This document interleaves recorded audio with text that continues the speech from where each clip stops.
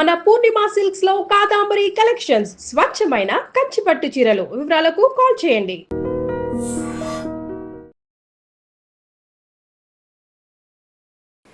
I dream ప్రేక్షకులకు నమస్తే, నేను ఉదయశ్రీ. ఇప్పుడు ప్రజెంట్ మనతో పాటు వంటింటి వైద్యానికి care of address senior ayurvedic వైద్య నిపుణులు డాక్టర్ చిట్టిబొట్ల మధుసూదన శర్మ గారు ఉన్నారు. ఆయన మన ఎలాంటి అనారోగ్య సమస్యలైనా సరే వంటింట్లో చిటికలో చేసుకునే మనకి చిట్కాలు చెప్తూ ఉంటారు. ఇప్పటివరకు చాలా చెప్పారు. తామరకి సంబంధించి కూడా ఇప్పటివరకు ఎన్నో చిట్కాలు ఆయన చెప్పడం జరిగింది. అయినప్పటికీ కూడా కొంతమంది మళ్ళీ అడగడం జరిగింది ఈ తామరకి సంబంధించి ఇంకా ఏవైనా చిట్కాలు ఉంటే చెప్పండి అని. సో వారి కోరిక మేరకు ఇవాళ తామరకి సంబంధించి చిట్కాలు ఏంటో డాక్టర్ గారిని అడిగి తెలుసుకుందాం. నమస్తే సార్. నమస్తే. సో తామరకి సంబంధించి ఇప్పటివరకు కొన్ని అయితే చెప్పారు మీరు చిట్కాలు, కానీ ఇంకా వ్యూవర్స్ అడిగారన్నమాట ఏంటి తామరకి ఇంకేమైనా చెప్తారా అని. సో అసలు తామర రావడానికి రీజన్స్ ఏంటి సార్? ఎవరిలో వస్తుంది తామర? సో అశుభ్రమైనటువంటి జీవన పద్ధతులు అనుసరించడం వల్ల ఈ యొక్క తామర వస్తుంటుంది. తామర అంటువ్యాధిమా, అంటువ్యాధి అంటే ఒకరి నుంచి ఒకరికి సంక్రమించేటువంటి వ్యాధి కాబట్టి ఇది సాంక్రామిక రోగం అని కూడా చెప్తుంటారు అనమాట. ఒక రకమైనటువంటి క్రిమి అంటే ఫంగస్ అనేటువంటి క్రిమి వల్ల వస్తుందమ్మా. కొన్ని రకాలైన చర్మ వ్యాధులు బ్యాక్టీరియా వల్ల వస్తే, కొన్ని రకాలైనటువంటి చర్మ వ్యాధులు వైరస్ వల్ల వస్తే, కొన్ని రకాలైనటువంటి చర్మ వ్యాధులు ఫంగస్ అనేటువంటి క్రిమి వల్ల వస్తుంటాయి. ఈ తామర వ్యాధి ఫంగస్ అనేటువంటి క్రిమి వల్ల వస్తూ ఉంటుంది. సర్వసాధారణంగా కుటుంబంలో ఒకరికి ఉంటే ఎక్కువ శాతం మందిలో ఒకరి నుంచి ఒకరికి వస్తూ ఉంటుంది. ఎలాగంటే వాళ్ళు వాడేటువంటి దుస్తులు ప్రధానంగా, అంటే డ్రెస్సెస్ వేసుకునేటువంటి దుస్తులు కానివ్వండి, లేకపోతే దుప్పట్లు కానీ, అదేవిధంగా ఈ బ్లాంకెట్స్, తర్వాత ఈ పడక మీద వేసుకునేటువంటి కానీ దిండు కవర్స్ కానీ ఏదో ఒక పద్ధతిలో అమ్మా ఇది ఒకరి నుంచి ఒకరికి ఫంగస్ ఆ బట్టల నుంచి కూడా ఒకరి నుంచి ఒకరికి వస్తూ ఉంటుంది అనమాట. అదే కాకుండా ఈ తామర వ్యాధి ఉన్నటువంటి వాళ్ళు పడుకున్నటువంటి ఆ బెడ్ మీద మరి కుటుంబ సభ్యులు కూడా పడుకున్నప్పుడు కూడా ఆ బట్టల మీద ఉన్నటువంటి ఫంగస్ వీళ్ళకు సోకేసి వీళ్ళకు కూడా వచ్చేటువంటి పరిస్థితి ఏర్పడుతుంది. అంతేకాకుండా తల నుంచి కాళ్ళ వరకు ఎక్కడైనా ఈ ఫంగస్ రావచ్చమ్మా. ఈ తామర వ్యాధి మొట్టమొదట ఒక గుండ్రంగ రింగ్ లాగా ఈ యొక్క వ్యాధి మొదలవుతుంది. అందుకే దీన్ని రింగ్ వామ్ అనేటువంటి పేరుతో పిలుస్తుంటారు అనమాట. రింగ్ వామ్.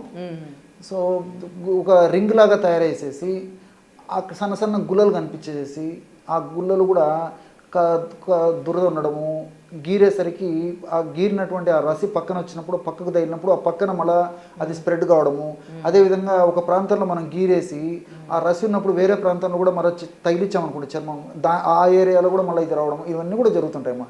సో ఇంత ఒటింత అయిన చందాన క్రమక్రమంగా ఇది విపరీతంగా పెరిగిపోతుంది. అదేవిధంగా వేసవి కాలంలో దీని ప్రభావం మరీ ఎక్కువగా ఉంటుంది. చెమట పోసేటువంటి తత్వం ఎక్కువ ఉన్నటువంటి వాళ్ళలో, అదేవిధంగా బరువు ఎక్కువగా ఉన్నటువంటి వాళ్ళలో ఈ యొక్క సమస్య మరీ ఎక్కువగా ఉంటుంది. దీంతోపాటు షుగర్ వ్యాధిగ్రస్తుల్లో షుగర్ వ్యాధి నియంత్రణలో లేకపోవడం చేత, వ్యాధి నిరోధక శక్తి తగ్గిపోవడం చేత అటువంటి వాళ్ళలో కూడా ఈ యొక్క సమస్య వస్తుంది. వచ్చిన తర్వాత కూడా ఒక పట్టణంలో లొంగకుండా వేధించి పీడించి ఇబ్బంది పెట్టేటువంటి పరిస్థితి కూడా ఉంటూ ఉంటుంది. కాబట్టి ఇలా రకరకాలైనటువంటి కారణాల చేత ఇక సమస్య వస్తుంటుంది. అంతేకాకుండా ముఖ్యంగా వ్యాధి నిరోధక శక్తి తక్కువగా ఉండడం ప్రధానమైన కారణం.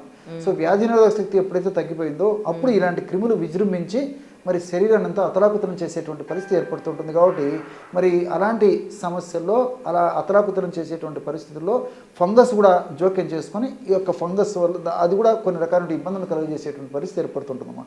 కాబట్టి దీన్ని ఒక ఫంగస్ వ్యాధిగా చెప్పుకోవచ్చు అనమాట. దీన్ని తామర వ్యాధి అని చెప్పేసి సర్వసాధారణంగా మనం తెలుగులో చెప్పుకుంటుంటారు. ఏమున్నాయి దీనికి ఇంట్లో వంటింటి చిట్కాలు? ఓకే, చాలా ఉన్నాయమ్మా. సో దీనికి శ్రీగంధం పొడమ్మా మనకు మార్కెట్లో దొరుకుతుంది. శాండల్వుడ్ పౌడర్ అని చెప్పేసి చాలా సువాసన భరితమైనటువంటి ద్రవ్యమ్మా. శ్రీగంధం పొడి అంత సువాసన వస్తుంటుందమ్మా. సో శ్రీగంధం పొడి ఒక 10 గ్రాములు తీసుకోవాలి. రెండవది స్వచ్ఛమైనటువంటి పసుపు, అంటే పసుపు కొమ్మలు దంచి తయారు చేసుకున్నటువంటి పొడి, అదొక 10 గ్రాములు తీసుకోవాలి, పసుపు పొడి.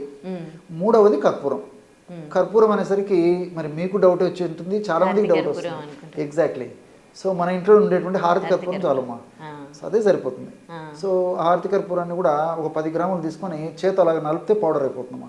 సో ఈ 3 పదార్థాలు ఒక్కొక్కటి 10 గ్రాములు, అంటే అన్ని సమానంగా కలుపుకోవాలమ్మా. సమస్య ఎక్కువ ఉందనుకోండి ఒక్కొక్కటి 28 తీసుకోవచ్చు, 30 గ్రాములనే తీసుకోవచ్చు.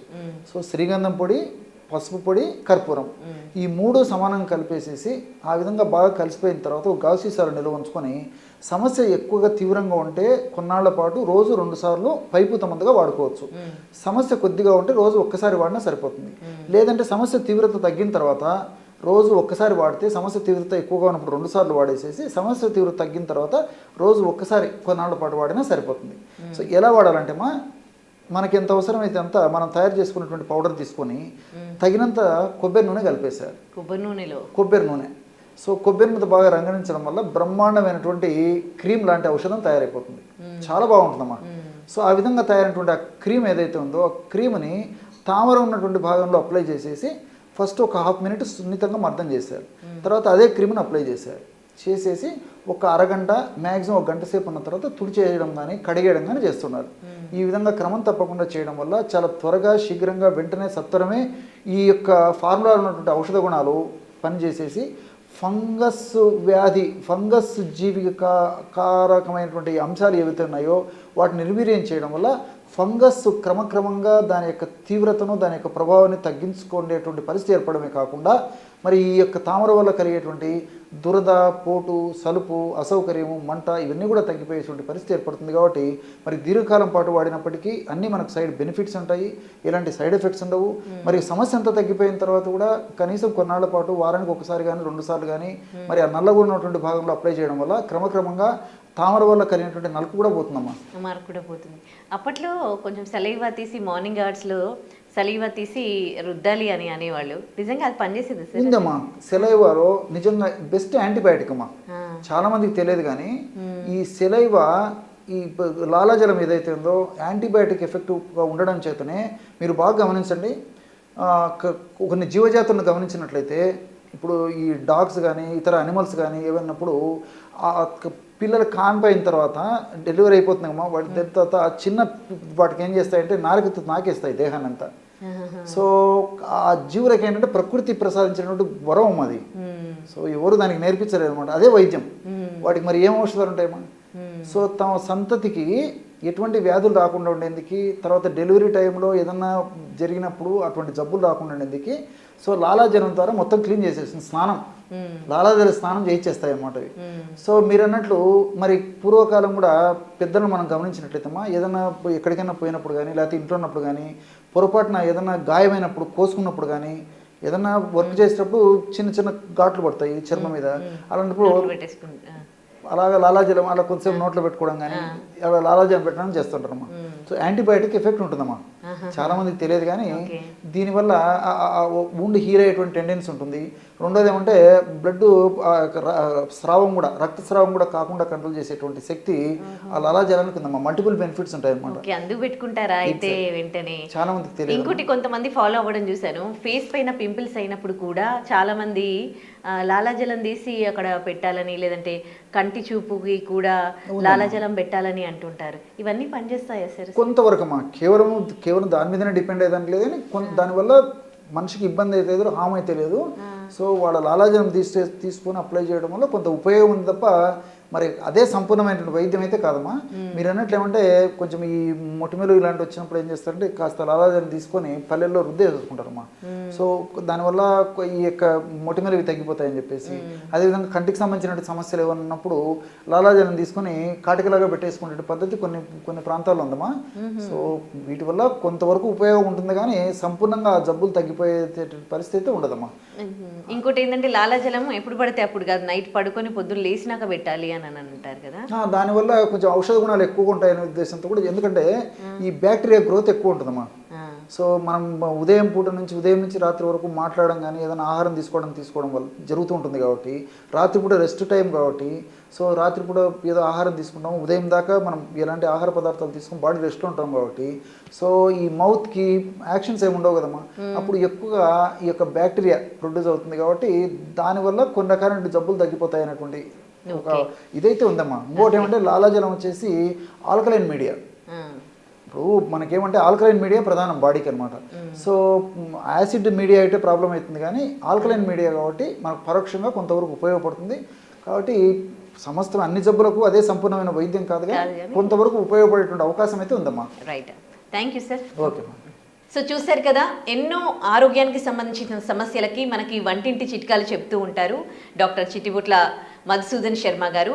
మీకు కూడా ఏవైనా అనారోగ్య సమస్యలతో మీరు సఫర్ అవుతూ ఉన్నట్లయితే మీ సమస్య ఏంటి కమెంట్ రూపంలో కింద మెన్షన్ చేయండి.